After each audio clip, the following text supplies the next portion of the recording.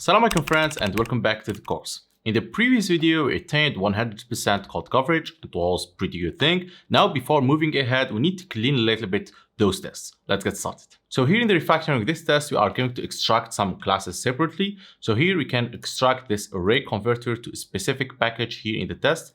You can use F6 right here to move the file, and I'm going to move it to a package called, let's call it converters. Okay, we don't have this one, so we are going to refactor. It will create a package for us and it will remove it.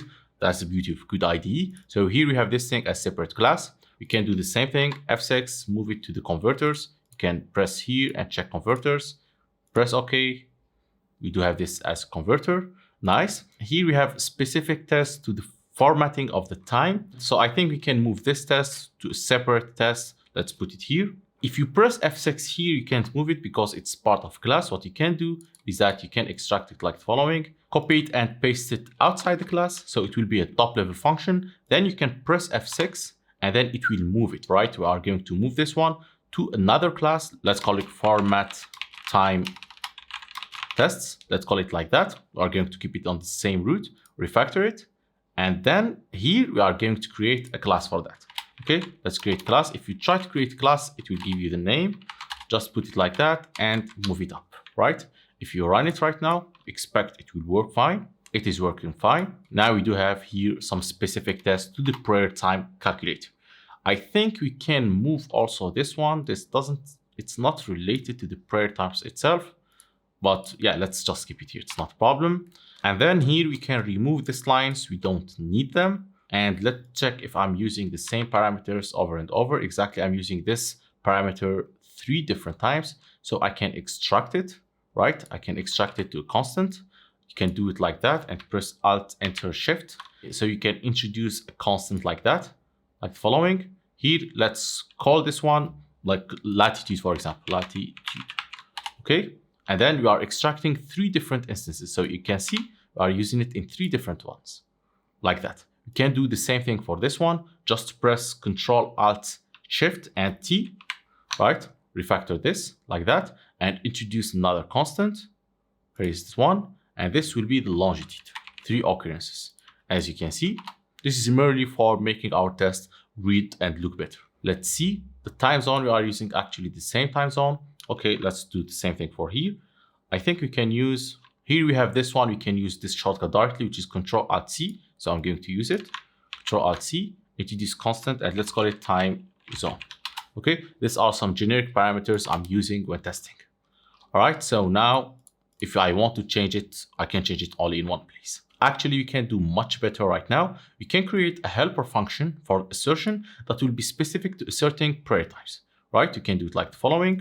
Here, instead of using the array syntax and using the assertion, you are going to create specific assertion for prayer types. You can do it like the following. You can create a helper function here like the following, which is assert equal to. We are asserting list to list. With this list to list, it will be much better. So what we can do the following. Here, instead of creating this array list, we can use list of. So you are creating that list. But what we can do the following. You can do maybe both. You can do the following. You can do prayer times since it is a list. We can do assert equal to this list, right? So we don't have to put a lot of syntax. And now we can join maybe the lines. There's this command, which is like that. It's still one big line, but I think it is much better. It reads much better.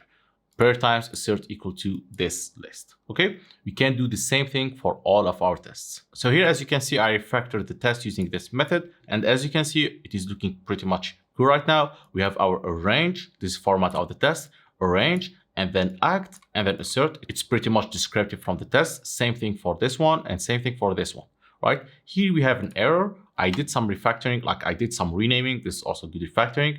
This is the expected prayer times. And here, as you can see, we are passing an array. So I expect to pass this as a list. So we can refactor this to use lists here. So the error will go away. And then we can refactor this array converter. It's not actually an array converter right now. It is a list converter. You can refactor it, list converter, like that. And here, it won't return us an array. It will return us a list. By default, it returns a list. I think this split method return a list, exactly. So we can delete this thing. And of course, whenever we do some refactoring like that, rerun all your tests. It is important to rerun all your tests. You can create a command for that here. or I can do it like the following. I can run my tests right now. I can run all the tests in these packages. Everything's passing. I have 25 tests. And then this one, I can use edit configuration. This is all the tests. I can rename this one to make it all tests. And then I can press OK. So this all tests will be always here. So whenever, let's say I will run this test alone. Okay, now I want to run all the tests. I can go here and run this test. Or I can do the following. I can press Alt, Shift, and F10. And here to show me what I can run, there is this test from here. I can choose it and run all the tests. That's the beauty of good IDE alongside some good keyboard shortcuts. So that's pretty much of the refactoring we need to do for the test part. I think it is looking fine. We still have those methods. You can copy them and make them part of this one. They are not top level functions and you can make them privately.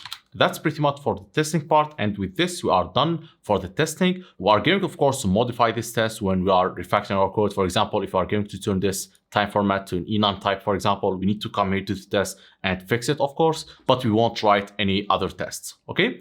And that's pretty much it. We can start do the refactoring and converting to Kotlin and do all of the good stuff, do this prayer time calculator. But there is one extra thing I will provide it as a bonus. You can skip it if you want.